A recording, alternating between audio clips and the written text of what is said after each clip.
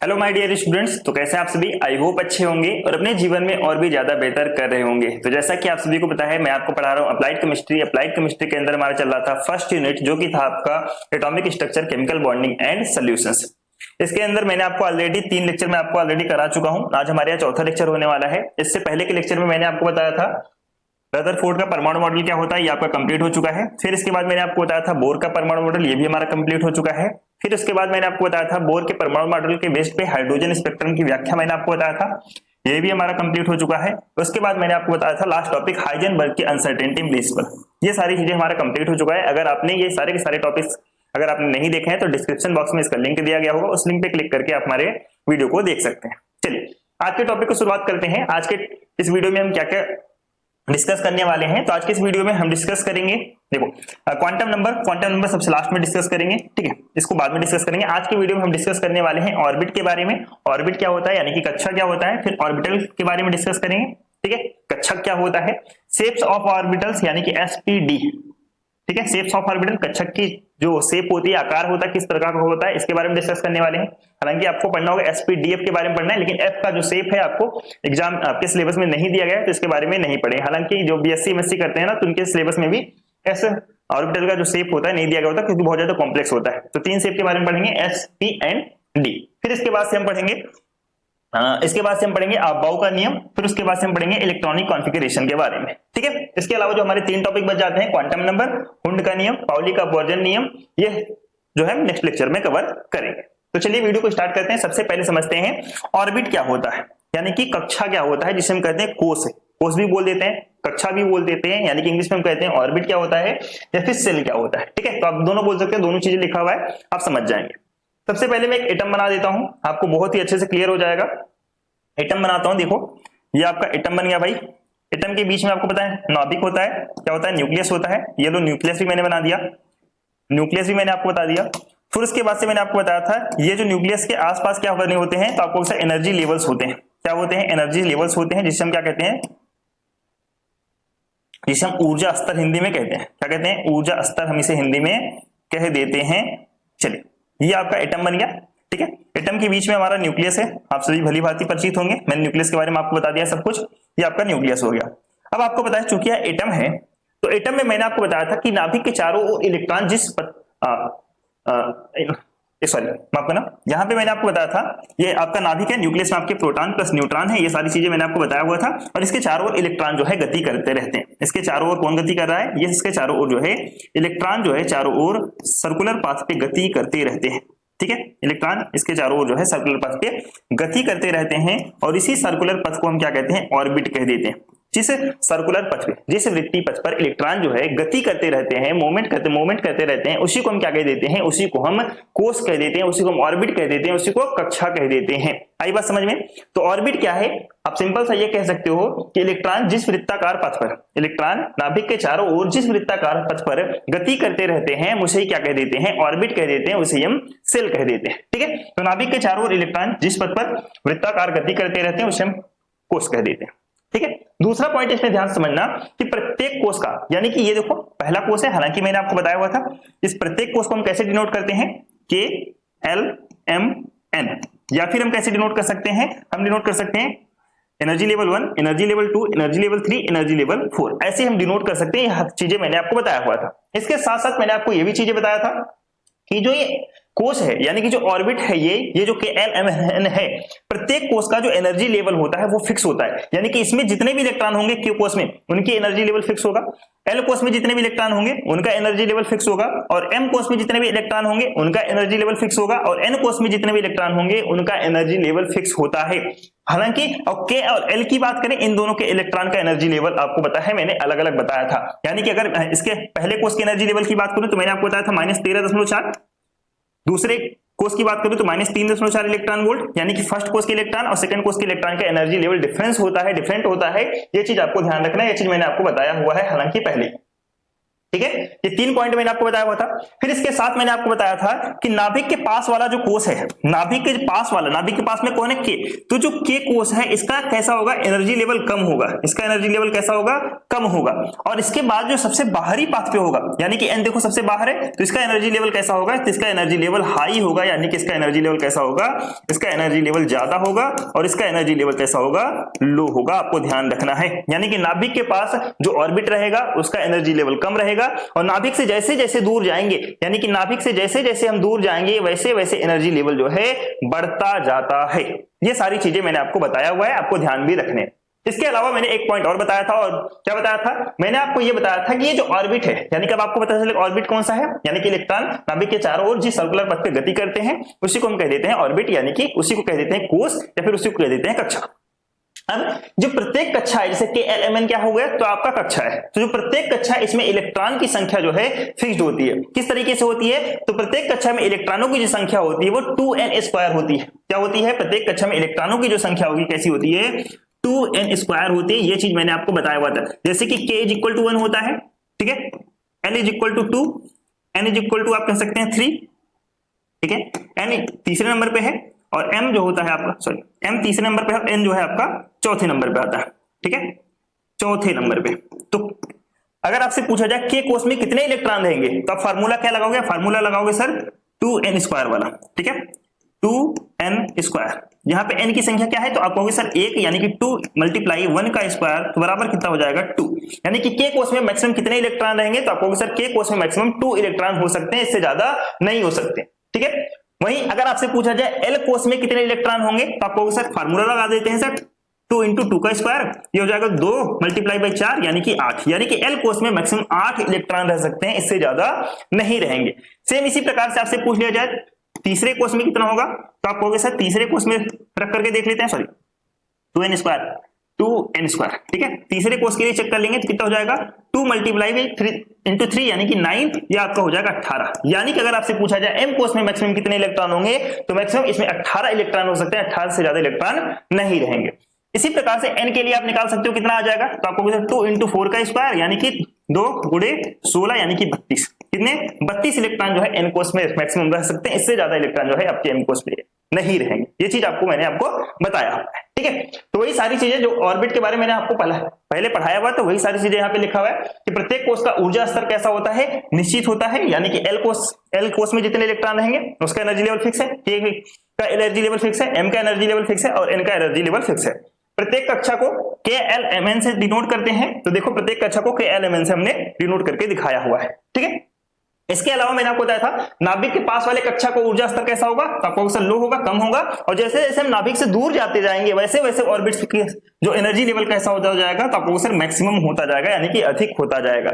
और कक्षा में इलेक्ट्रॉनों की संख्या कितनी होती है, तो आपको सर 2n² होती है, यानी कि के कक्षा में मैक्सिमम 2 इलेक्ट्रॉन, ठीक है, एल कक्षा में मैक्सिमम 8 इलेक्ट्रॉन, और m कक्षा में मैक्सिमम 18 इलेक्ट्रॉन, और n कक्षा में कितने मैक्सिमम इलेक्ट्रॉन होंगे, तो आपको सर 32 इलेक्ट्रॉन जो है मैक्सिमम हो सकते हैं। ये पॉइंट आपको याद रखना है। क्लियर, समझ में आया। चलिए अब बात करते हैं, तो आपका कोष हो गया, ये आपका क्या हो गया, कक्षा हो गया। इसके अलावा अब हम बात करते हैं उपकोष क्या होता है, यानी कि सब ऑर्बिटल क्या होता है, सबसेल क्या होता है, इसके बारे में डिस्कस करते हैं, ठीक है। प्रत्येक कक्षा जो है आपका सबसेल में डिवाइड होता है या फिर सब ऑर्बिट में डिवाइड होता है, जिसे हम SPDF के नाम से जानते हैं। अब ये SPDF आपको पढ़ना बहुत ज्यादा इंपॉर्टेंट है। क्यों इंपॉर्टेंट है, जब आपसे इलेक्ट्रॉनिक कॉन्फ़िगरेशन करने के लिए पूछा जाता है, जब आपसे इलेक्ट्रॉनों की व्यवस्था के बारे में पूछा जाता है, तो SPDF बहुत ज्यादा इंपॉर्टेंट हो जाता है। अगर आप इसे नहीं समझ पाएंगे, अगर आप इसे नहीं पढ़ते हैं, तो आप इलेक्ट्रॉनिक कॉन्फ़िगरेशन नहीं कर पाएंगे। इसलिए आपको ध्यान रखना है कक्षा क्या होता है, उपकक्षा क्या होता है, कक्षक क्या होता है, सारी चीजें आपको बहुत ही अच्छे से आपको पढ़ना है, बहुत ही अच्छे समझना है, तभी आप इलेक्ट्रॉनिक कॉन्फ़िगरेशन, इलेक्ट्रॉनिक विन्यास कर पाओगे। तो ध्यान से समझना, उपकक्षा क्या होता है, जो प्रत्येक ऑर्बिट होता है, जैसे प्रत्येक ऑर्बिट कौन सा, KLMN, वह किसमें डिवाइडेड होता है, तो SPDF में डिवाइडेड होता है। किसमें डिवाइडेड होता है, SPDF में डिवाइडेड होता है। जैसे कि मैंने आपको बताया के कक्षा, ठीक है, तो के कक्षा आपका S सबसेल में आपका डिवाइड होगा, किसमें डिवाइड होगा, के जो आपका होगा S सबसेल में डिवाइड होगा, ठीक है। उसी प्रकार से अगर हम बात करें M, KL, M और n की अगर हम बात करें, ये किसमें डिवाइडेड होगा, ये आपका जो डिवाइडेड होगा l जो डिवाइडेड होगा वो आपका sp में डिवाइडेड होता है, m जो होगा आपका spd सब सेल में डिवाइडेड होता है, और इसी प्रकार से n जो होगा spdf सब सेल में डिवाइडेड होता है। ये आपको ध्यान रखना है। ऑर्बिट होता है, ऑर्बिट वह होता है जिस नाभिक के चारों ओर इलेक्ट्रॉन जो है जिस सर्कुलर पाथ पर गति करते रहते हैं उसे हम कह देते हैं ऑर्बिट। प्रत्येक ऑर्बिट आपका सब ऑर्बिट में डिवाइड होता है जिसे हम एसपीडीएफ के नाम से जानते हैं, और यह एसपीडीएफ किस प्रकार से डिवाइड होता है, के जो रहेगा, के में केवल एक सबसेल होता है जिसे हम एस कहते हैं, एल में तो आपके दो सबसेल होते हैं जिसे एसपी के नाम से जानते हैं, एम में आपके तीन सबसेल होता है जिसे एसपीडी के नाम से जानते हैं, और एन में आपके चार सबसेल हो गया एसपीडीएफ के नाम से जानते हैं। आपको ध्यान रखना है। क्लियर हो गया क्या? चलिए, ये सारी चीजें देखो यहाँ पे लिखी हुई है। अब हम बात करते हैं कि उप कक्षा में यानी कि जो सबसेल है उसमें इलेक्ट्रॉनों की संख्या कितनी होगी। सबसेल में इलेक्ट्रॉनों की संख्या कितनी होती है, आइए समझते हैं। सबसेल में इलेक्ट्रॉनों की संख्या कितनी होती है, और सेम उसी प्रकार से समझेंगे ये आपका ऑर्बिट है, ये आपका सबसेल है, और किसी भी ऑर्बिट में मैक्सिमम इलेक्ट्रॉनों की संख्या कितनी होती है इसके बारे में हम यहाँ पे डिस्कस करेंगे बहुत ही ज्यादा डिटेल से। चलिए, तो सबसे पहले हम बात कर लेते हैं सबसेल में इलेक्ट्रॉनों की संख्या। देखो, जो सबसेल होता है उसमें इलेक्ट्रॉनों की संख्या ध्यान रखना कि एस सबसेल में मैक्सिमम इलेक्ट्रॉन आपके होते हैं दो। कितने होते हैं? एफ सबसेल में मैक्सिमम इलेक्ट्रॉनों की संख्या आपकी होती है दो, पी सबसेल में मैक्सिमम इलेक्ट्रॉनों की होती है संख्या 6, डी सबसेल में मैक्सिमम इलेक्ट्रॉन होते हैं 10, और एफ सबसेल में मैक्सिमम इलेक्ट्रॉन होते हैं 14। ये आपको याद रखना है, बहुत इंपॉर्टेंट है। इलेक्ट्रॉनिक कॉन्फ़िगरेशन करेंगे, इलेक्ट्रॉनिक विन्यास करेंगे तो यहाँ पे आपको सारी चीजें याद रहेगा। मैं आपको रिपीट करवाऊंगा ताकि आपको सारी चीजें क्लास में ही आपको याद हो जाए। अब आपको पता है ऑर्बिट क्या है, आपको ऑर्बिट पता है। ऑर्बिट मैंने आपको बताया था कौन सा है, तो आपको सर के हो गया, एल हो गया, एम हो गया, एन हो गया, ये तो आपके ऑर्बिट हो गए। ठीक है, आपको पता है। ऑर्बिट में मैंने आपको बताया था मैक्सिमम इलेक्ट्रॉन कितने होंगे, तो आपको सर आपने बताया था जो मैक्सिमम इलेक्ट्रॉन होंगे ऑर्बिट में, के में आपके होंगे मैक्सिमम इलेक्ट्रॉन 2। ठीक है, अगर मैं आपको यहाँ पे इलेक्ट्रॉन लिख दूं तो यहाँ पे लिखने, अच्छा चलो यहाँ पे विस्तार से लिख दूंगा। ठीक है, के ऑर्बिट में 2 इलेक्ट्रॉन, एल में मैंने आपको बताया था कितने इलेक्ट्रॉन हो जाएंगे, तो 2 8 हो जाएंगे, एम में आपके 18 हो जाएंगे, और एन में आपके हो जाएंगे 32 इलेक्ट्रॉन मैक्सिमम होते हैं। ये आपको पता है, मैंने आपको प्रीवियस स्लाइड में मैंने आपको बताया। अब बात करते हैं उपकक्षा की। उपकक्षा जैसे कि के में आपको पता है, के में मैंने आपको अभी अभी क्या बताया था, तो अभी अभी सर आपने बताया था कि के सेल के अंदर एक सबसेल होता है जिसे हम कहते हैं एस के नाम से जानते हैं, एस। ठीक है, एल सबसेल, एल ऑर्बिट में मैंने आपको बताया 2 सबसेल होते हैं, कौन से, एस और पी। एम में कौन से होते हैं, तो आपको सर एस पी डी। एन में कौन सा होगा, तो आपको सर एस पी डी और एफ। अभी अभी तो बताया, देखो अभी अभी तो यहाँ पे मैंने बताया हुआ है ना, तो आपको सर हाँ सर बिल्कुल आपने बताया हुआ है, बहुत ही अच्छे से क्लियर है। चलिए, अब हम बात करते हैं कि मैक्सिमम इलेक्ट्रॉनों की संख्या कितनी होगी, तो आपको पता है के कोष में मैक्सिमम इलेक्ट्रॉन की संख्या 2 होगी, यानी कि एस सबसेल में इलेक्ट्रॉनों की संख्या कितनी है, तो आपको सर 2 है, तो हम यहाँ पे कितना लिख देंगे, तो हम यहाँ पे लिख देंगे 2 होती है। क्लियर। अब बात करते हैं कि एल में, एल कोष में मैक्सिमम इलेक्ट्रॉन कितने हैं, 8 हैं, मैक्सिमम 8 इलेक्ट्रॉन रहेंगे। अब इसमें 2 सबसेल आते हैं एस और पी। एस में कितने इलेक्ट्रॉन है, तो आपको सर 2, पी में कितने मैक्सिमम इलेक्ट्रॉन रह सकते हैं, तो आपको सर 6। तो क्या ये 6 और 2 मिलाकर के 8 हो गया है क्या, तो आपको सर हाँ सर मैक्सिमम 8 इलेक्ट्रॉन इसमें रह सकते हैं, और 8 है। क्लियर। चलिए, इसी प्रकार से एम में कितने होंगे मैक्सिमम, तो आपको सर 18 होंगे। इसमें 3 सबसेल आएंगे एसपीडी, तो एस में कितने होते हैं मैक्सिमम, तो आपको सर 2, पी में होते हैं मैक्सिमम सर 6, डी में आपने बताया 10। तो 10 6 16 तो 18 हो गया क्या, तो आपको सर बिल्कुल 18 हो गया, हमें समझ में आ गया। क्लियर। उसी प्रकार से आगे चलते हैं, एन में कितने हैं, तो आपको सर मैक्सिमम 32 रहेंगे। किस प्रकार से 32 हो सकते हैं, इसमें देखो होते हैं 2, पी में होते हैं 6, डी में होंगे 10, और एफ में कितने होंगे 14। तो गिन लो कितना हो गया, 14 10 24 36 2 32। क्या आपको समझ में आया, बताओ जल्दी से। सबसेल में इलेक्ट्रॉनों की संख्या कितनी होगी, तो आपको सर एस में होते हैं मैक्सिमम 2, पी में होते हैं मैक्सिमम 6, डी में होते हैं मैक्सिमम 10, एफ में होते हैं मैक्सिमम 14। ऑर्बिट की अगर बात करेगा तो आपको सर ऑर्बिट के में होता है 2, और एल में होता है 8, और एम में होता है 18, एन में होता है 32। किस प्रकार से डिवाइड कर सकते हो, के में आपको एक सबसेल होता है एस, एल में आपके 2 सबसेल होता है एसपी, एम में आपके 3 सबसेल होता है एसपीडी, और एन में आपके होते हैं 4 सबसेल एसपीडीएफ। उसी प्रकार से जैसे मैंने यहाँ पे आपको बताया हुआ था कि नंबर ऑफ इलेक्ट्रॉन से इस प्रकार से आपको डिवाइड करके बांट सकते हो, तो ये टोटल जोड़ोगे तो इसके बराबर आएगा ही आएगा। ठीक है, आई होप आपको ये सारे के सारे टेबल आपको समझ में आ गया होगा बहुत ही अच्छे से। अब चलिए आगे चलते हैं। अब बात करते हैं ऑर्बिटल्स क्या होते हैं। ध्यान समझना, ऑर्बिटल्स क्या होते हैं। ऑर्बिटल्स ऐसे होते हैं कि नाभिक के चारों ओर का वह स्थान जहां पे इलेक्ट्रॉन के पाए जाने की संभावना सबसे अधिक होता है, हम उसे कहते हैं ऑर्बिटल्स। ध्यान समझना, नाभिक के चारों ओर का वह स्थान जहां पे इलेक्ट्रॉन के पाए जाने की संभावना सबसे अधिक होता है उसे ही हम ऑर्बिटल के नाम से जानते हैं। ध्यान समझना। अब कक्षक में देखो, कक्षक यानी कि ऑर्बिटल्स में जो होती है वह उपकक्षा में इलेक्ट्रॉनों की संख्या की आधी होती है। ध्यान समझना, ऑर्बिटल्स में जो इलेक्ट्रॉन रहेंगे वह सबसेल में जो इलेक्ट्रॉन्स रहेंगे उसकी आधी होगी। नहीं समझ में आया? दोबारा समझाता हूं, ध्यान समझना।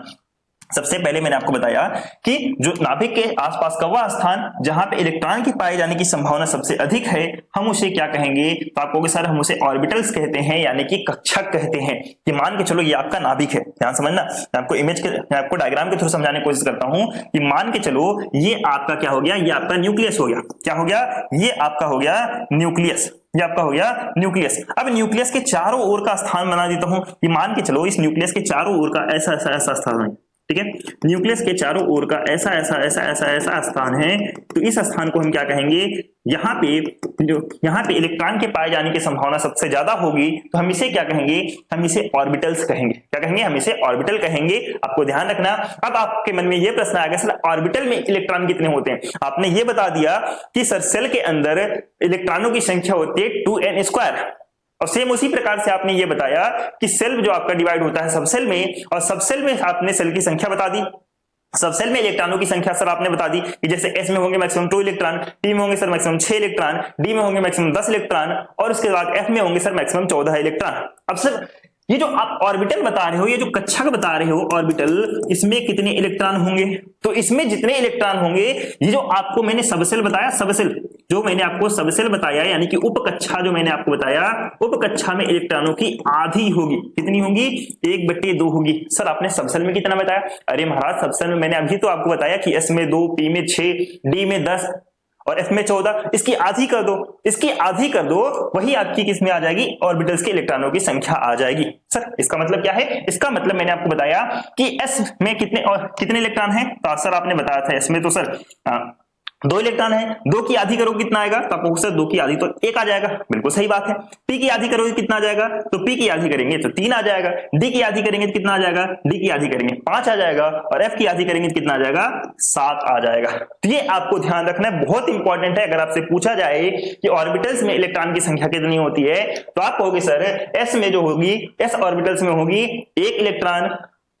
ठीक है, एस में कितने होंगी? 1 और पी में कितना होगा? तो आपको कहोगे सर 3 और डी में कितना होगा? 5 और एफ में कितना होगा? तो आपको कहोगे सर 7 होता है। क्लियर? समझ में आया? बिल्कुल समझ में आना चाहिए। अगर समझ में ना आए तो आप कमेंट बॉक्स में आप पूछ सकते हो कुछ भी। जो टॉपिक आपको समझ नहीं आएगा तो आप मुझसे दोबारा पूछना, मैं आपको नेक्स्ट लेक्चर में दोबारा से समझा दूंगा। और समझ में आ रहा हो तो वीडियो को लाइक जरूर करना, अपने सभी दोस्तों के साथ शेयर करना और चैनल को हमारे जरूर से जरूर सब्सक्राइब करना। ठीक है, तो कक्षक की संख्या कितना होगी? कक्षक की संख्या उपकक्षा में इलेक्ट्रॉनों की संख्या की आधी होती है। आपको ध्यान रखना।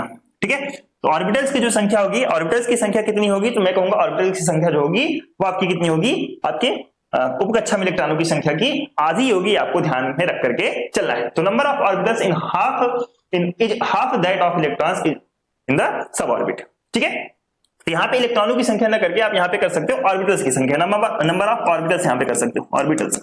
ठीक है, नंबर ऑफ ऑर्बिटल्स यहां पे कर लेना, ऑर्बिटल्स की संख्या। ठीक है, कक्षक की संख्या, कक्षक की संख्या यहां पे कर लेना। ठीक है, तो एक कक्षा में कितने इलेक्ट्रॉन मैक्सिमम हो सकते हैं? तो मैं कहूंगा एक कक्षक में मैक्सिमम 2 इलेक्ट्रॉन रह सकते हैं। ये भी आपको ध्यान रखना है। एक कक्षक में मैक्सिमम कितने इलेक्ट्रॉन रहेंगे? तो एक कक्षक में मैक्सिमम 2 इलेक्ट्रॉन रह सकते हैं। सर किस प्रकार से? देखो यहां पे समझने की कोशिश करना। यहाँ पे नंबर ऑफ ऑर्बिटल कितने हैं? एक में कितने इलेक्ट्रॉन रह सकते हैं? तो मैं कहूंगा एक में 2 इलेक्ट्रॉन रह सकते हैं। ये क्या दर्शा रहे हैं सर? ये क्या डंडा सा लगा दे रहे हैं, ये इसे इलेक्ट्रॉन से डिनोट करते हैं। आगे चल के मैं आपको बताऊंगा ये आपके इलेक्ट्रॉन इसे डिनोट किया जाता है। ठीक है, इसमें कितने कक्षक हैं? तो आपको 3 ऑर्बिटल्स हैं। 3 ऑर्बिटल्स में कितने इलेक्ट्रॉन रहेंगे? तो आपको 6 इलेक्ट्रॉन रहेंगे। तो कैसे दिखाओगे? तो मैं इस प्रकार से दिखा सकता हूं, यहाँ पे 6 यानी कि 1 2 3 4 5 6। ठीक है, इसमें कितने हैं? तो आपको 5 ऑर्बिटल हैं। कितने ऑर्बिटल हैं? तो 5, 1 2 3 2 5। अब इसमें कितने मैक्सिमम इलेक्ट्रॉन रहेंगे? तो आपको सर मैक्सिमम 10 इलेक्ट्रॉन रहेंगे। तो ऐसे दिखा सकते हो 1 2 3 4 5 6 7 8 9 10। ठीक है, अब इसमें कितने हैं? तो आपको सर इसमें 7 ऑर्बिटल की संख्या है। ऑर्बिटल की संख्या इसमें कितनी है? तो आपको सर ऑर्बिटल की संख्या जो इसमें 7 है। ठीक है, 3 3 6 और एक यहाँ पे बना दिया मैंने 7। कितने इलेक्ट्रॉन होंगे? तो आपको सर 14 इलेक्ट्रॉन होंगे। तो ऐसे दिखा दो 1 2 3 4 5 6 7। ठीक है, 8 9 10 11 12 13 14 कुछ इस प्रकार से आप जो है यहाँ पे दिखा सकते हो। और यहाँ पे जो इलेक्ट्रॉन की संख्या लिखी हुई है इसको हटा देना, यहाँ पे करना कक्षक की संख्या यानी कि नंबर ऑफ ऑर्बिटल्स कर लेना, आपको इंपॉर्टेंट है। क्लियर, समझ में आया? जल्दी से बताओ। तो कक्षक क्या होता है, ऑर्बिटल्स क्या होता है? तो आपको सर नाभिक के चारों ओर का वह स्थान जहां पे इलेक्ट्रॉन के पाए जाने की संभावना सबसे अधिक होगी, हम उसे क्या कहेंगे? हम उसे ऑर्बिटल्स कहेंगे। हम क्या कहेंगे? उसे कक्षक कहेंगे। कक्षक की संख्या उपकक्षा यानी कि सबसेल्स में इलेक्ट्रॉनों की संख्या की आधी होती है। तो सबसेल में इलेक्ट्रॉनों की संख्या कितनी है? तो आपको सर S 2 6 10 14, तो इसका आधा कर दो तो यानी कि 1 3 5 7 ये आ जाएगा। फिर उसके बाद से मैंने आपको बताया कि एक कक्षक में मैक्सिमम इलेक्ट्रॉन कितने रखे जा सकते हैं? तो एक कक्षक में मैक्सिमम 2 इलेक्ट्रॉन जो है रख सकते हैं। ये एक कक्षक है तो एक कक्षक में 2 इलेक्ट्रॉन हमने रख दिया। इसमें 3 कक्षक बना दिया, 1 2 3, इसमें हमने 6 इलेक्ट्रॉन रख दिया। ये हमने 5 कक्षक बनाया, 5 कक्षक मैक्सिमम इलेक्ट्रॉन 10, यानी कि एक कक्षक में मैक्सिमम 2 इलेक्ट्रॉन ही रखेंगे। तो 5 कक्षक है तो कितने इलेक्ट्रॉन हो जाएंगे? तो आपको सर 10। इसमें 7 ऑर्बिटल है तो कितने इलेक्ट्रॉन हो जाएंगे? तो आपको सर 7 ऑर्बिटल है तो मैक्सिमम एक ऑर्बिटल में 2 इलेक्ट्रॉन आते हैं तो 7 में आ जाएंगे सर 14 इलेक्ट्रॉन इसमें आ जाएंगे। क्लियर, समझ में आया? जल्दी से बताओ। चलिए अब आगे चलते हैं। आई होप आपको सारी चीजें समझ में आ गया होगा। तो कक्षक, ये जो कक्षक होते हैं आपके 4 प्रकार के होते हैं, ध्यान समझना। ये जो कक्षक होते हैं, जो ऑर्बिटल्स होते हैं, ये आपके 4 प्रकार के होते हैं। कौन कौन से? s orbital, p orbital, d orbital और f ऑर्बिटल होते हैं। अब इसका s का मतलब क्या है? s का मतलब होता है शार्प, p का मतलब यहाँ पे होता है प्रिंसिपल और d का मतलब होता है यहाँ पे डिफ्यूज और f का मतलब होता है यहाँ पे फंडामेंटल। ठीक है, कभी कभी मन में आ जाता है ना ख्याल कि सर यहाँ पे s का मतलब क्या है, p का मतलब क्या है, d का मतलब, f का मतलब क्या है। तो आपको ध्यान रखना है s का मतलब शार्प, d का मतलब आपको यहाँ पे हो जाता है प्रिंसिपल, सॉरी p का मतलब प्रिंसिपल, d का मतलब डिफ्यूज और f का मतलब यहाँ पे फंडामेंटल हो जाता है। क्लियर, समझ में आएगा कक्षक क्या होता है? ठीक है, चलिए अब आगे चलते हैं। चलिए अब बात कर लेते हैं कक्षा और कक्षक में अंतर। कक्षा और कक्षक में अंतर, एक काम करते हैं इसे बाद में डिस्कस करेंगे। कक्षा और कक्षक में क्या डिफरेंस है हम इसे बाद में डिस्कस करेंगे। इससे पहले मैं आपको समझा देता हूं कुछ और चीजें, ताकि आपको ये जो है और अच्छे से क्लियर समझ में आ जाएगा कि क्या डिफरेंस होते हैं। इससे पहले मैं आपको समझा देता हूं कि शेप ऑफ ऑर्बिटल्स कौन कौन से होते हैं। ठीक है, इससे पहले मैं आपको शेप समझा देता हूं, फिर मैं आपको समझाऊंगा कि ये ज्यादा अच्छे से समझ में आएगा आपको। चलिए सबसे पहले मैं आपको समझा देता हूं शेप ऑफ ऑर्बिटल्स। आपके ऑर्बिटल्स की संख्या कितनी है? तो आपको सर ऑर्बिटल की संख्या आपने 4 बता दिया, s orbitals, p orbitals, d orbitals और इसके साथ साथ आपने बता दिया f ऑर्बिटल्स। अब इनके शेप के बारे में बात कर लेते हैं। किसके शेप के बारे में बात कर लेते हैं? sp-df के शेप के बारे में बात कर लेते हैं। यहाँ पे ध्यान से समझना, आपको बहुत ही अच्छे से क्लियर हो जाएगा। सबसे पहले हम बात कर लेते हैं s ऑर्बिटल का शेप। ठीक है, s ऑर्बिटल्स, या फिर लिख देते हैं शेप ऑफ s ऑर्बिटल्स। ठीक है, shape of s orbitals, orbitals ध्यान से समझना। कुछ चीजें मैं आपको बताऊंगा, पॉइंट टू पॉइंट बताऊंगा। जो चीजें मैं आपको बताऊंगा वही आपके जो है नोट्स में आपको प्रॉपर मिल जाएगा, आपको एक्स्ट्रा नहीं मिलेगा। ठीक है, तो सबसे पहला point shape of orbitals, S orbitals की बात करें तो इसका जो शेप होता है वो होता है स्फेरिकल। कैसा होता है? स्फेरिकल होता है। ऐसा होता है तो आपको स्फेरिकल शेप होता है। स्फेरिकल हिंदी में कहें तो आप कह सकते हो गोलाकार होता है। कैसा होता है? गोलाकार होता है। ठीक है, दूसरे पॉइंट की बात करूं तो यह जो s ऑर्बिटल होता है ये होता है नॉन डायरेक्शनल होता है। कैसा होता है? नॉन डायरेक्शनल होता है। डायरेक्शनल यानी कि इस ऑर्बिटल का कोई भी दिशा नहीं होता, डायरेक्शन नहीं होता। तो कैसा होता है? ये नॉन डायरेक्शनल होता है, ये आपको ध्यान रखना है। ठीक है, तीसरी बात, जैसे जैसे नंबर ऑफ ऑर्बिट्स बढ़ते जाएंगे, जैसे जैसे एस ऑर्बिटल्स की नंबर ऑफ ऑर्बिट्स बढ़ते जाएंगे, इसका साइज भी बढ़ता जाएगा। साइज कैसे बढ़ेगा? नंबर ऑफ, जैसे जैसे नंबर ऑफ ऑर्बिटल्स बढ़ेंगे, नंबर ऑफ ऑर्बिट, ठीक है, नंबर ऑफ ऑर्बिट जैसे जैसे इंक्रीज होते जाएंगे वैसे वैसे ये जो एस ऑर्बिटल का शेप है वह भी आपका जो है इंक्रीज होता हुआ चला जाएगा। चलिए अब मैं आपको बहुत ही अच्छे से एक्सप्लेन करके दिखाता हूं किस प्रकार का एस ऑर्बिटल का शेप कैसा होता है। देखो एस ऑर्बिटल का जो शेप होगा वह गोलाकार होगा। ये देखो एक्स एक्सिस हो गया, ये आपका एक्स एक्सिस हो गया, ये आपका वाई एक्सिस हो गया और ये आपका जेड एक्सिस हो गया। ठीक है, जेड एक्सिस हो गया। तो इसका जो शेप होता है, इसका जो शेप होता है कुछ इस प्रकार से गोलाकार होता है। कैसा होता है? कुछ इस प्रकार से गोलाकार होता है। प्रत्येक डायरेक्शन में, प्रत्येक डायरेक्शन में आप देखोगे, प्रत्येक डायरेक्शन में आप देखोगे तो इलेक्ट्रॉनों की संख्या कैसी होगी? प्रत्येक डायरेक्शन में इलेक्ट्रॉनों की पाए जाने की संभावना कैसी होगी? बराबर होती है। इसी वजह से हम क्या कहेंगे? इसे जो है नॉन डायरेक्शनल कहते हैं। क्या कहते हैं? इसे नॉन डायरेक्शनल कहते हैं। इसे हम क्या कहते हैं, नॉन डायरेक्शनल कहते हैं, आपको ध्यान रखना है। इसे हम क्या कहेंगे, नॉन डायरेक्शनल कहते हैं। क्यों कहते हैं, क्योंकि प्रत्येक दिशा में देखोगे इलेक्ट्रॉन के पाए जाने की संभावना बराबर रहती है, इसलिए हम क्या कहेंगे, इसे नॉन डायरेक्शनल कहते हैं। शेप कैसा होता है, देखो गोले के आकार जैसा इसका शेप जो है दिखाई देता है। अब मैंने बोला कि जैसे जैसे नंबर ऑफ ऑर्बिट बढ़ता जाएगा इसका साइज भी बढ़ेगा। इसका क्या मतलब है, नंबर ऑफ ऑर्बिट मैंने आपको बताया था ना कि n = 1, n = 2, n = 3, n = 4, समझ में आया? हाँ बिल्कुल समझ में आया होगा। तो मान के चलो ये आपका जो ऑर्बिट है ये आपका है 1s, ठीक है, कौन सा ऑर्बिट है, 1s है। मान के चलो यहाँ पे मैंने बना दिया 2s और यहाँ पे मैंने एक और बना दिया 3s। यहाँ पे देखो number of orbit 1, number of orbit 2, number of orbit 3। तो जैसे जैसे ये ऑर्बिट बढ़ेगा, जैसे जैसे ये नंबर ऑफ ऑर्बिट बढ़ेगा उसी प्रकार से इसके साइज भी बढ़ते जाएंगे। इसका साइज भी क्या होता जाएगा, इसका साइज भी इंक्रीज होता जाएगा, ठीक है, ठीक है। इस प्रकार से इसका साइज भी इंक्रीज होता जाएगा। देखो x y z, x y and ये हो गया आपका z, ठीक है। कलर फिल कर दो, इसमें कलर फिल कर देता हूं, चलो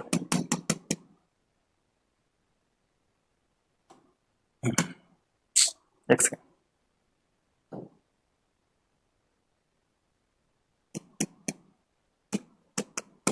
ठीक है। तो चारों तरफ साइज कैसा है, बराबर है। जैसे जैसे नंबर ऑफ ऑर्बिट बढ़ता जाएगा उसी प्रकार से इसकी साइज भी बढ़ते हुए चले जाएंगे। तो इस आकार आपको समझ में आया, बहुत ही ज्यादा सिंपल होता है, गोलाकार इसका आकार होता है, ये नॉन डायरेक्शनल होता है, यानी कि इसका जो इलेक्ट्रॉन पाए जाने की संभावना है हर दिशा में समान होता है और इसका साइज जो है नंबर ऑफ ऑर्बिट बढ़ने के साथ साथ बढ़ता जाता है।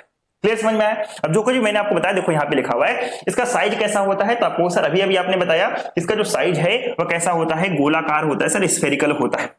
दूसरा, यह सबसे सरल कक्षक होता है जहां इलेक्ट्रॉन की संभावना जो है हर दिशा में समान होती है। इलेक्ट्रॉन पाए जाने की संभावना कैसा होता है, हर दिशा में समान होती है, इसीलिए हम इसे क्या कहते हैं, यह जो है ये डायरेक्शनहीन होता है, यानी कि नॉन डायरेक्शनल होता है। कैसा होता है, नॉन डायरेक्शनल होता है, ये आपको याद कर लेना है।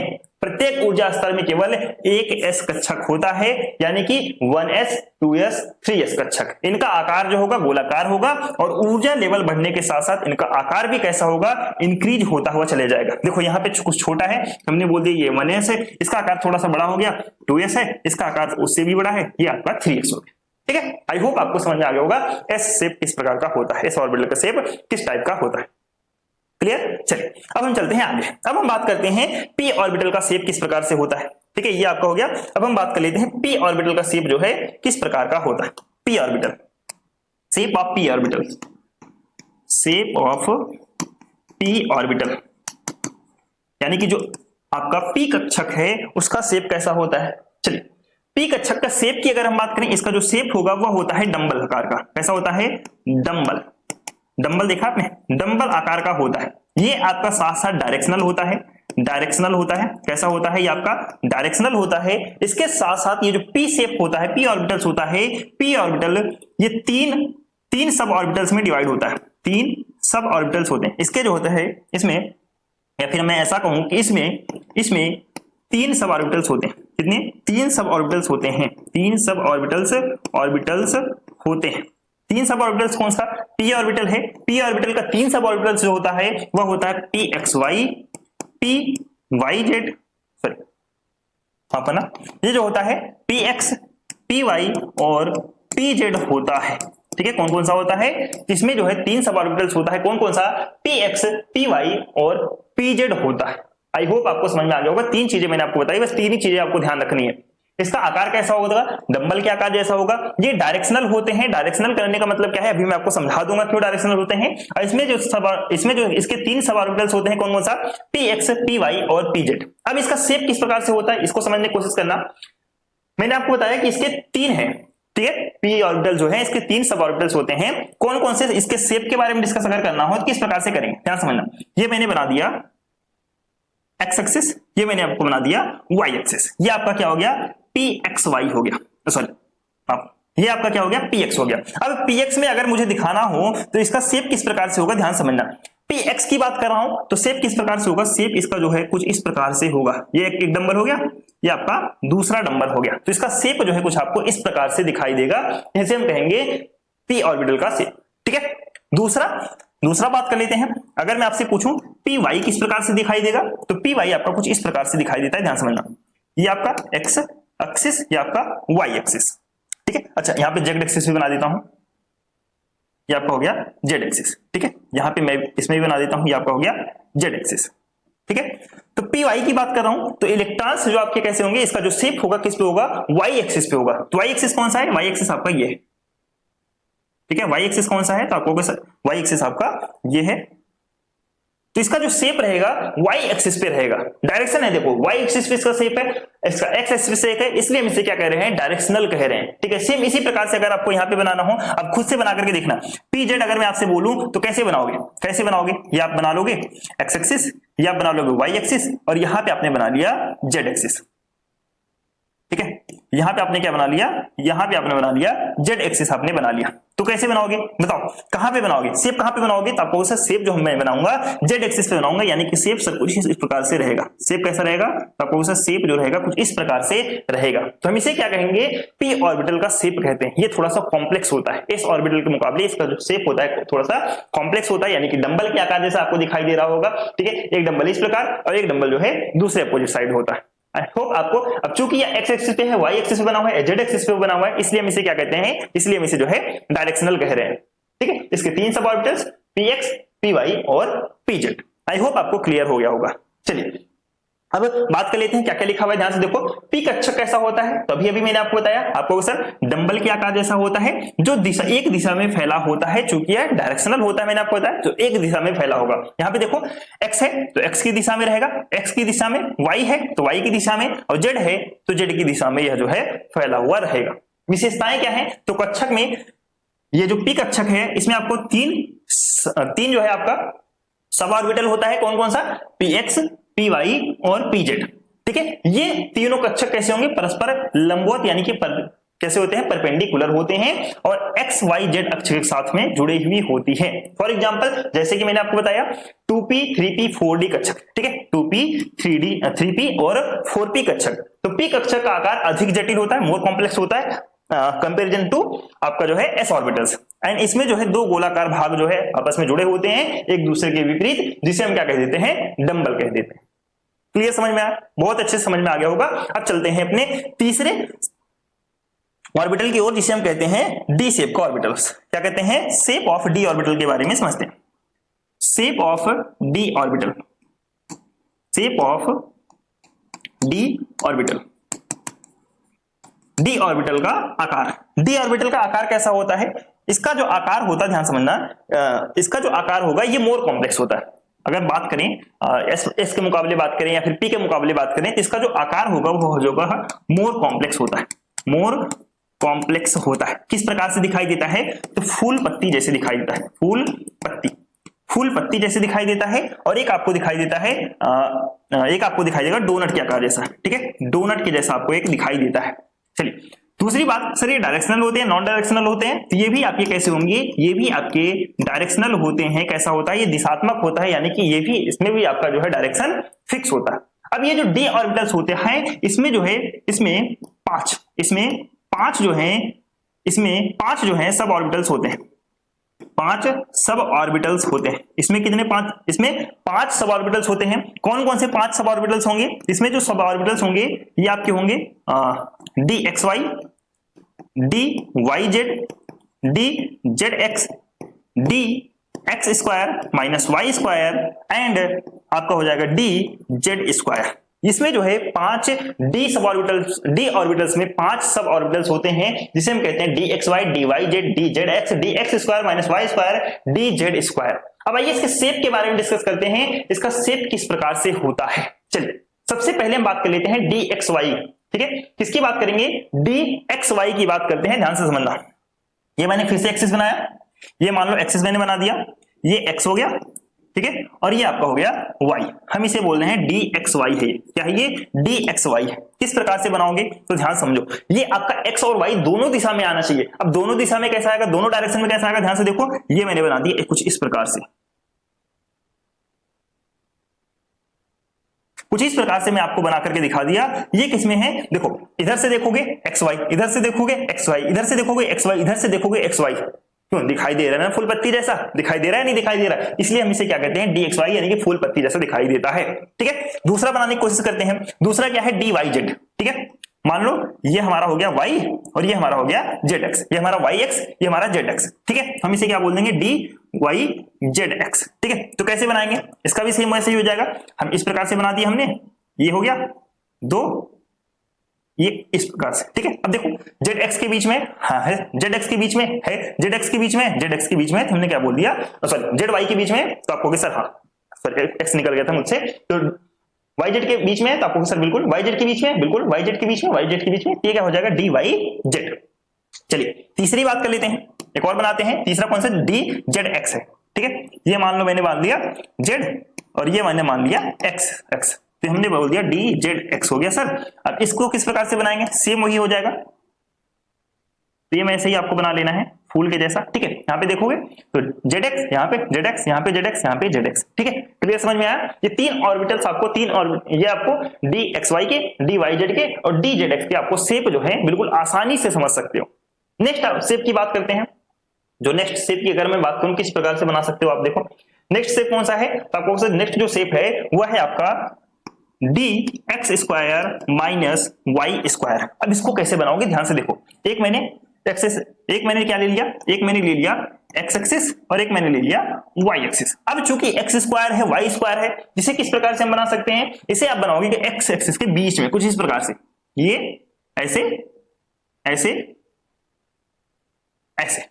ठीक है, तो हम इसे क्या कहेंगे, dx square minus y square. X को काट रहा है यहाँ पे x स्क्वायर यानी कि आधा x, एक इधर एक x इधर, यानी क्या हो जाएगा x square minus y square. समझ में आया। चलिए लास्ट की बात करते हैं, लास्ट वाला कौन सा रह गया, dz स्क्वायर। अब इसको कैसे बनाएंगे, ध्यान समझना, ये वाला थोड़ा अलग रहता है, ये वाला थोड़ा अलग होता है, ध्यान से समझने की कोशिश करना, ये वाला थोड़ा अलग होता है। कि मान के चलो ये एक्सेस हो गया, ये आपका जेड एक्स हो गया, जेड एक्सिस हो गया, ये आपका एक्स एक्सिस हो गया।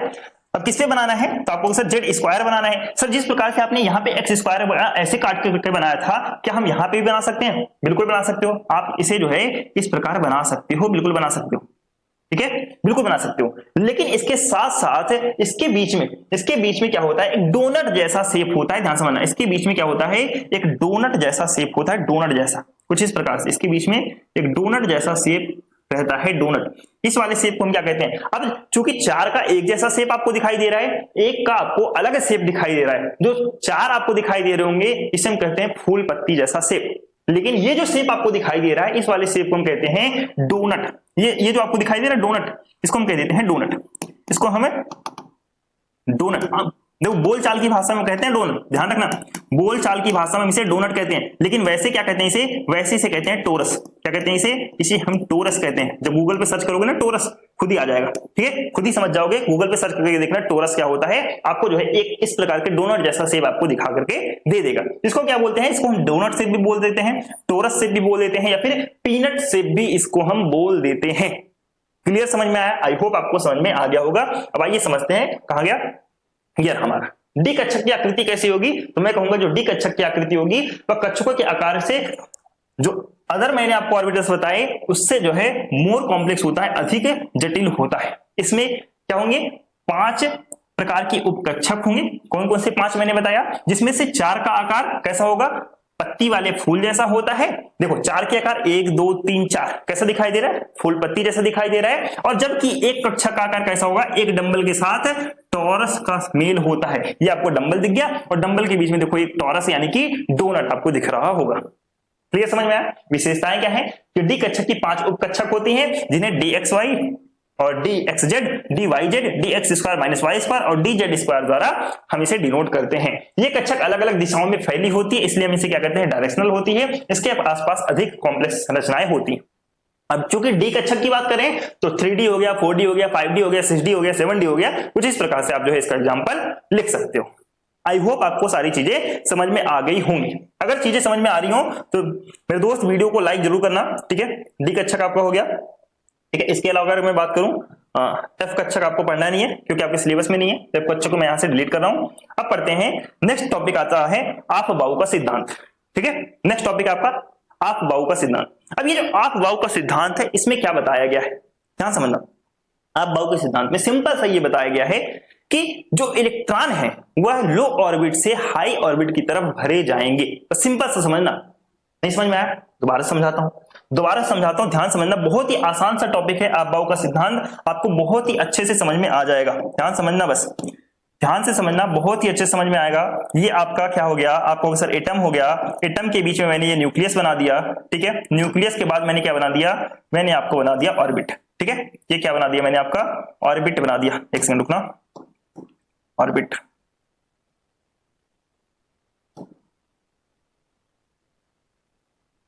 एक और बना दो,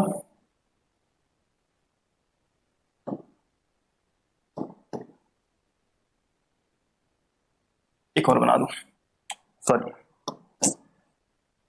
ये रहा, ठीक है। चलो अब ध्यान से देखो, ये क्या है, तो आपको सर ये तो नाभिक हो गया सर, ये तो न्यूक्लियस हो गया, ठीक है। और ये क्या है, तो आपको सर ये आपका पहला कक्षक, दूसरा कक्षक, तीसरा कक्षक, चौथा कक्षक, जिसको आपने सर बोला के एल एम एन। अब कैसे पता चलेगा इलेक्ट्रॉन पहले कहां रहेगा, कैसे पता चलेगा इलेक्ट्रॉन कहां रहेगा पहले, आपको चूंकि पता है कि इसमें 2 इलेक्ट्रॉन होते हैं सर, इसमें 8 इलेक्ट्रॉन होते हैं। अब मैं सारे नहीं दिखा रहा हूं, बस जल्दी जल्दी भर के दिखा दे रहा हूं, वरना टाइम काफी ज्यादा लग जाएगा, ठीक है। मान लो मैंने इलेक्ट्रॉन भर करके दिखा दिया, ये मान के चलो इसमें इलेक्ट्रॉन भर करके मैंने आपको दिखा दिया, ठीक है। सारे नहीं भर रहा, अब ये मैं सोचना कि सर आपने गलत फिल कर दिया है, ठीक है, सारे नहीं भर रहा, जल्दी जल्दी बना रहा हूं बस, ठीक है। चलिए अब आपको पता है नाभिक के चारों ओर इलेक्ट्रॉन चक्कर लगा रहे हैं, हाँ सर लगा रहे हैं, इलेक्ट्रॉन चक्कर लगा रहे हैं, ठीक है, हमें पता है। लेकिन ये आपको थोड़ी ना पता है कि इलेक्ट्रॉन पहले किस कक्षक में भरे जाएंगे, ए कक्षक में रहेंगे कि एल कक्षक में, एल कक्षा में रहेंगे कि एम कक्षा में रहेंगे कि एन कक्षा में रहेंगे, इलेक्ट्रॉन किसमें रहेंगे पहले, ये बताया आपबाउ साहब ने। आपबाउ साहब ने ये बताया कि इलेक्ट्रॉन जो पहले भरे जाएंगे वह सबसे पहले लोअर ऑर्बिट यानी कि इसमें भरे जाएंगे। किसमें भरे जाएंगे, इलेक्ट्रॉन सबसे पहले लोअर ऑर्बिट में भरे जाएंगे, यानी कि के कक्षा में भरे जाएंगे। किसमें भरे जाएंगे, इसमें भरे जाएंगे। फिर इसके बाद इलेक्ट्रॉन किसमें भरे जाएंगे, फिर इसके बाद इलेक्ट्रॉन इसमें भरे जाएंगे, फिर इसके बाद इलेक्ट्रॉन इसमें भरे जाएंगे, फिर इसके बाद इलेक्ट्रॉन इसमें भरे जाएंगे। यानी कि इलेक्ट्रॉन भरने का जो क्रम होगा वो बताया आपबाउ साहब ने। इलेक्ट्रॉन पहले लो ऑर्बिट में भरे जाएंगे, लो एनर्जी लेवल ऑर्बिट में भरे जाएंगे, फिर उसके बाद से हाई एनर्जी लेवल ऑर्बिट में भरते हुए चले जाएंगे। बस यही बताया और कुछ नहीं बताया। समझ में आया क्या, जल्दी से बताओ, जल्दी से बताओ, समझ में आया। तो देखो यहाँ पे कहा गया, ये आपबाउ साहब ने क्या बताया कि इस सिद्धांत के अनुसार उप कक्षा में इलेक्ट्रॉनों का जो प्रवेश होगा, इलेक्ट्रॉन जो आप फिल करोगे वो कैसे फिल करोगे, निम्न ऊर्जा स्तर से, यानी कि लो एनर्जी लेवल से हाई एनर्जी लेवल की ओर जो है आप फिल करोगे। यानी कि पहले आप इलेक्ट्रॉन फिल करोगे कम ऊर्जा स्तर वाले उपकोष में भरोगे, फिर उसके बाद से आप जो है उच्च ऊर्जा वाले उपकोष में आप इलेक्ट्रॉन जो है भरते हुए चले जाएंगे। अब आपबाउ का मतलब यहाँ पे क्या है, नाम अजीबोगरीब आपको दिख रहा होगा। तो आपबाउ एक जर्मन शब्द है, इस जर्मन शब्द का मतलब होता है एक एक करके जोड़ना। क्या होता है, या तो निर्माण करना या तो होता है एक एक करके जोड़ना, यानी कि एडिंग 1 by 1 या फिर कह सकते हो टू बिल्ड जो है इसका मतलब होता है। आई होप आपको समझ में आ गया होगा क्या मैं कहना चाह रहा हूं। चलिए अब अगर इन्होंने ये बोला कि इलेक्ट्रॉन जो है कि लो ऑर्बिट से हाई ऑर्बिट की ओर भरे जाएंगे, सर एक बार भर के बता दो कैसे भरे जाएंगे। तो ध्यान से समझना, मैं एक दूसरा स्लाइड ले रहा हूं, मैं लिख रहा हूं कक्षक की संख्या। मान लो मैंने यहां पे लिख दिया n = 1, n = 2, n = 3, ठीक है, ध्यान समझना, n = 3, n = 4, n = 5, n = 6, n = 7, n = 8। मैंने कुछ इस प्रकार से ले लिया। ये क्या दर्शा रहे हैं, ये आपके एनर्जी लेवल बता रहे हैं। क्या बता रहे हैं, ये आपके एनर्जी लेवल, यानी कि पहला ऑर्बिट है, दूसरा ऑर्बिट है, तीसरा ऑर्बिट है, चौथा ऑर्बिट है, पांचवा ऑर्बिट है, 6 ऑर्बिट, 7 ऑर्बिट, 8 ऑर्बिट, ठीक है। अब इन्होंने क्या बताया, इलेक्ट्रॉन भरने के क्रम को बताया, किस प्रकार से इलेक्ट्रॉन भरे जाएंगे। अब ध्यान समझना, इन्होंने इलेक्ट्रॉन बताया कि लो ऑर्बिट से हाई ऑर्बिट की ओर भरे जाएंगे, किस प्रकार से, ध्यान समझना। एन में कितने इलेक्ट्रॉन, तो आपको सर 2, या फिर हम कह सकते हैं पहला कोष है आपका ये, तो हम इसे डिनोट कर सकते हैं 1s से। कैसे लिख देते हैं, 1s, 2s, ठीक है, 2s आपका 2p, 3s, 3p, 3d, 4s, 4p, 4d, 4f, 5s, 5p, 5d और 5f, 5f। सेम उसी प्रकार से 6x, 6s, 6p, 6d, 6f, ठीक है। इसी प्रकार से आप भरते जाओगे, अब चूंकि जरूरी नहीं है, इस प्रकार से आप जो है बढ़ाते चले जाओगे, ठीक है। उसी प्रकार से 7s, 7p, 8s, ठीक है। ये आपके जो है कुछ इस प्रकार से आपको पता है कि पहले के कोष है तो के कोष में सिर्फ एक आपका होंगे, एक आपका सबसेल होता है एस। फिर एल है तो एल में मैंने आपको बताया 2 होंगे एसपी।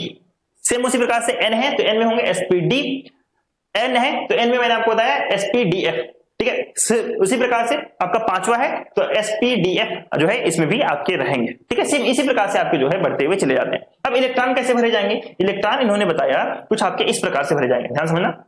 इलेक्ट्रॉन इन्होंने बताया कि सबसे पहले भरे जाएंगे इस लेवल में, इसमें किसमें भरे जाएंगे? इलेक्ट्रॉन सबसे पहले 1s में भरा जाएगा। सॉरी, दूसरा कलर ले लेता हूं। ठीक है, इसको दूसरे कलर से दिखा देता हूं ताकि आपको और अच्छे समझ में आएगा।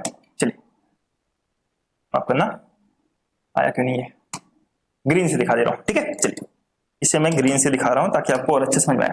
इलेक्ट्रॉन पहले इसमें आया, फिर उसके बाद से इलेक्ट्रॉन ऐसे भरा जाएगा, फिर उसके बाद से इलेक्ट्रॉन कुछ इस प्रकार से जाएगा, फिर उसके बाद इस प्रकार से, फिर उसके बाद इस प्रकार से। ध्यान समझना, अभी मैं आपको और ज्यादा अच्छे से एक्सप्लेन करूंगा, आपको बहुत ही अच्छे से क्लियर हो जाएगा।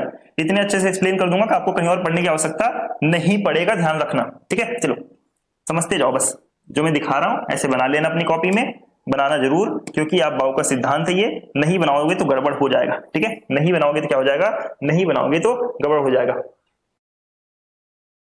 1 2 3 4, हाँ कुछ इस प्रकार से आपके जो है इन्होंने बताया। अब इन्होंने क्या बताया कि इलेक्ट्रॉन जो भरा जाएगा कुछ इस प्रकार से भरा जाएगा। किस प्रकार से भरा जाएगा? जो आप इलेक्ट्रॉन भरेंगे सबसे पहले आप भरेंगे 1s में, 1s के बाद जो आप इलेक्ट्रॉन भरेंगे वो आप भरोगे कुछ इस प्रकार से, आपका आएगा 2p में, 2s में। 2s के बाद जो आप इलेक्ट्रॉन फिल करोगे वो आएगा 2p में, 2p के बाद 3s, 3s के बाद जो आपके इलेक्ट्रॉन फिल होंगे वो आपके 3p, 3p के जो आपके इलेक्ट्रॉन फिल होंगे 4s, 4s के बाद जो आपके इलेक्ट्रॉन फिल होंगे 3d, 3d के बाद 4p, 4p के बाद 5s। सेम इसी प्रकार से फिर आपके जो है चलते हुए चले जाएंगे। फिर आपके जो है इसी प्रकार से क्रम जो है आपका बढ़ता हुआ चला जाएगा। समझ में आया? नहीं समझ में आया तो एक सारांश में आपको लिख रहा हूं, ध्यान समझना। एक शॉर्ट वे में मैं आपको समझाने की कोशिश कर रहा हूं कि इलेक्ट्रॉन आपके किस वे में जो है आपके फिल होंगे। सबसे पहले इलेक्ट्रॉन आपका आएगा, सबसे पहले जो आपका इलेक्ट्रॉन फिल होगा वो आपका फिल होगा 1s में, 1s के बाद जो आपका फिल होगा फिर आपका 2s में, 2s के बाद जो आपका फिल होगा 2p में। ठीक है, 2p के बाद जो आपका फिल होगा 3s, 3s के बाद जो आप फिल करोगे वो आप फिल करोगे 3p में, 3p के बाद जो आप इलेक्ट्रॉन फिल करोगे वो आप 4s में फिल करोगे, 4s के बाद जो आप फिल करोगे वो आप 3d में फिल करोगे, 3d के बाद जो आप फिल करोगे, 3d के बाद आप 4p, 4p के बाद 5s। ठीक है, 5s, 5s के बाद आप सेम उसी प्रकार से करोगे 4d। ठीक है, 4d के बाद 5p, 5p के बाद 6s, 6s के बाद जो आप फिल करोगे 4f, और 4f के बाद जो आप फिल करोगे 5d, 5d के बाद जो आप फिल करोगे 6p। ठीक है, 6p, 6p के बाद जो आप फिल करोगे वो आपका आएगा 7s, 7s।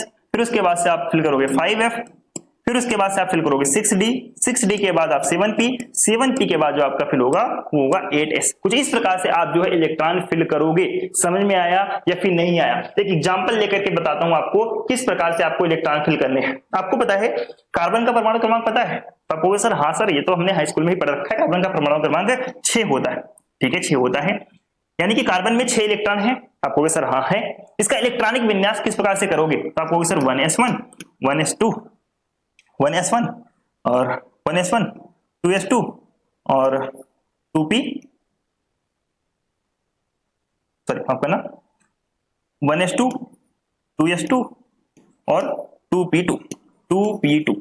हमने इसी प्रकार से क्यों लिखा 1s2, 2s2, 2p2 ही क्यों लिखा मैंने? बताओ जल्दी से। मैंने इलेक्ट्रॉन भरा, अगर 6 इलेक्ट्रॉन मुझे दिखाने थे तो उस दिखाने के लिए मैंने 1s2, 2s2, 2p2 ही लिखा। क्यों लिखा?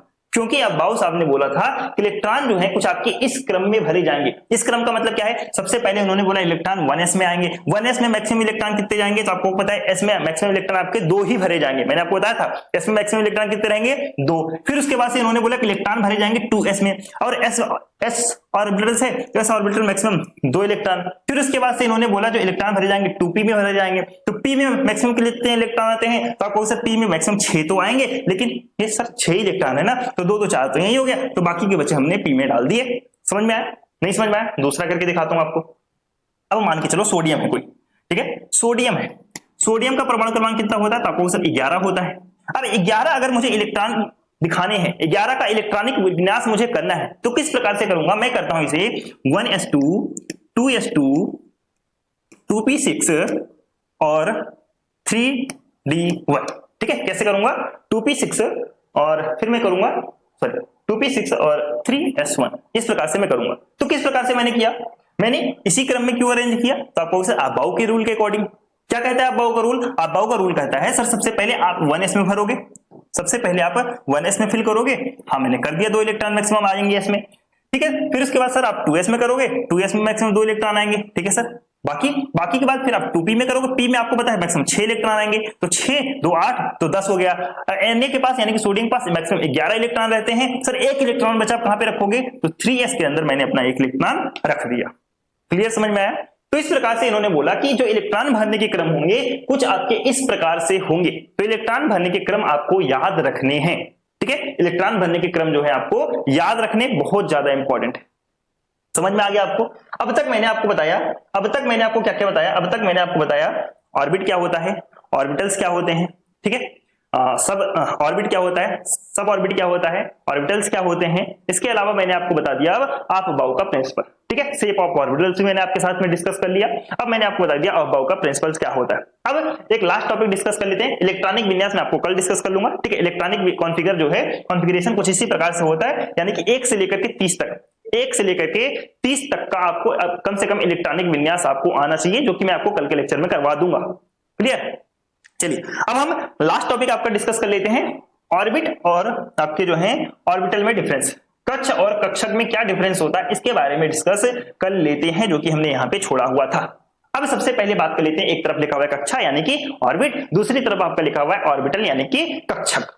क्या होता है ऑर्बिट, मैंने आपको बताया था कि यह परमाणु के चारों ओर का वह वृत्ताकार पथ होता है जिसपे इलेक्ट्रॉन घूमते हैं, जिसपे इलेक्ट्रॉन मूव करते हैं, तो हम उसे क्या कहते हैं, ऑर्बिट कहते हैं। यानी कि नाभिक के चारों ओर का वह स्थान जहां पे इलेक्ट्रॉन एक सर्कुलर पाथ पर घूमते हैं, हम उसे ऑर्बिट कह देते हैं। यही तो मैंने आपको बताया था। तो आपको सर हाँ सर यही आपने बताया था कि परमाणु के चारों ओर इलेक्ट्रॉन का वह निश्चित पाथ होता है जिसमें इलेक्ट्रॉन घूमते हैं।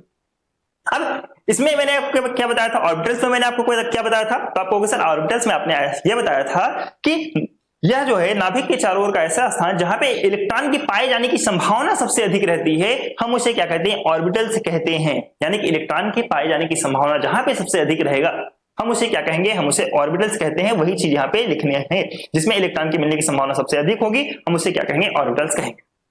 क्लियर, पहला पॉइंट सबको समझ में आया।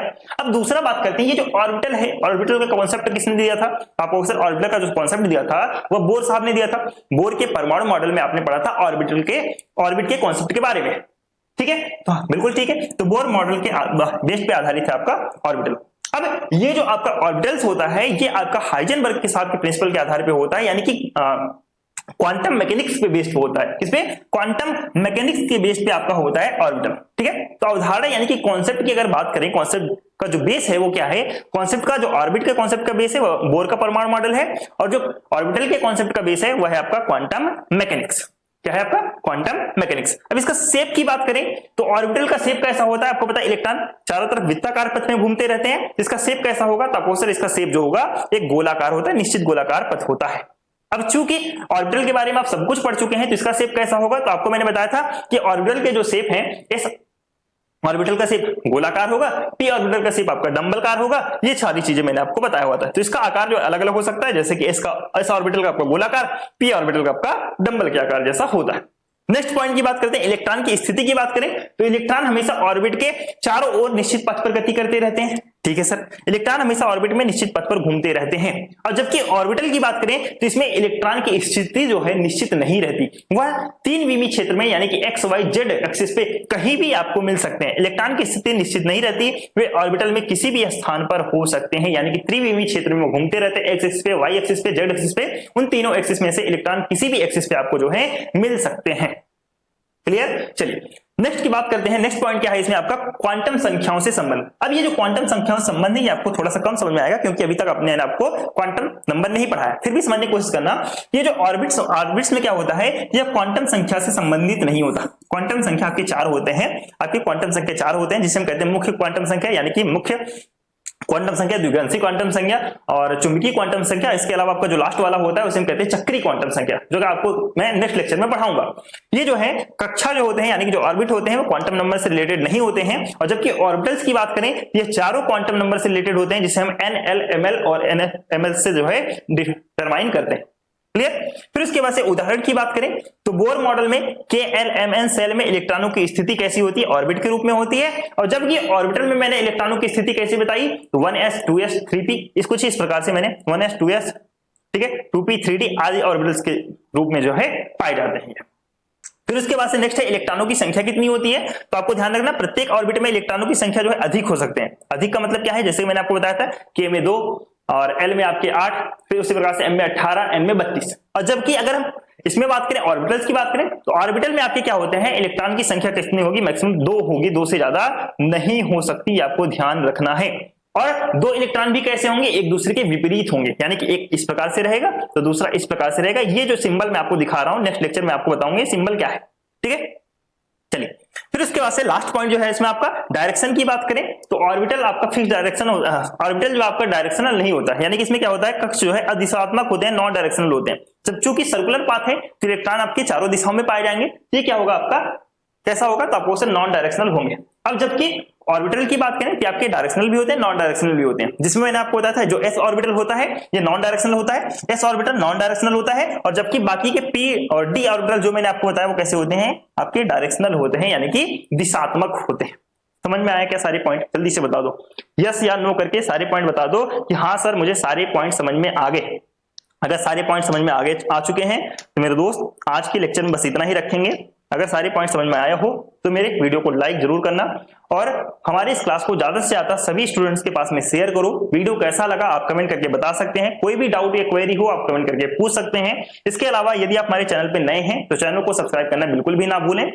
और इसके अलावा नेक्स्ट लेक्चर में जो जो टॉपिक्स आपके बच गए हैं, जैसे कि आपका बच गया क्वांटम नंबर क्या होता है, पाउली का पॉइसन नियम क्या है, हुंड का नियम क्या है, इसके अलावा ठीक है ये 3 टॉपिक आपके रह रहे हैं, इलेक्ट्रॉनिक विन्यास आपका चौथा टॉपिक है। इन चारों टॉपिक को हम नेक्स्ट लेक्चर में कवर कर लेंगे। ओके, तो आज की क्लास में इतना ही, तो मिलते हैं बहुत जल्द नेक्स्ट लेक्चर में। तब तक के लिए टाटा बाय बाय, ध्यान रखेंगे अपना।